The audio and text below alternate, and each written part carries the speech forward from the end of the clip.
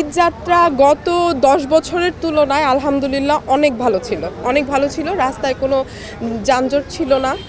আর হেনস্থা যেই জিনিসটা, চাঁদাবাজি যেই জিনিসটা হয়, যে প্রাইভেট কার নিয়ে গেলে যে জিনিসটা হয়, যে রাস্তায় অনেক চাঁদাবাজি হতো, তো এবার সেটা হয়নি। টিকিট তো অনলাইনে 2-3 দিন আগে থেকেই বুকিং করা, আমরা তো আর সেই বিষয়ে জানি না। আমি ফার্স্ট টাইম গেছি কিশোরগঞ্জে আমার একটা কাজে, তো সিরিয়ালে দাঁড়াই টিকিট কাটছি, পরে অনেক কষ্ট হয়েছে আসতে, অনেক লোক, মানে পা ফালানোরও জায়গা নাই। আর আমি হচ্ছে সেম ভুক্তভোগী আর কি, কারণ ওই দিন হচ্ছে আমাদের খুব খারাপ লাগছে, আমরা ফ্যামিলির সাথে ঢাকায় ঈদ করছি।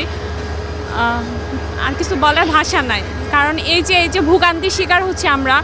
ওই দিন হচ্ছে মিনিমাম 5 মিনিট হচ্ছে লেট করতে পারতো, আর আজকে হচ্ছে প্রায় অলমোস্ট 2 ঘন্টা হয়ে গেছে।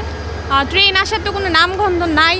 ভোগান্তির জিনিসগুলো আসলে কবে যাবে? আমরা সবসময় হচ্ছে বাঙালির দোষ দিই, আসলে হচ্ছে কোনো রুলস রেগুলেশন ওইটাই আসলে ঠিক নাই।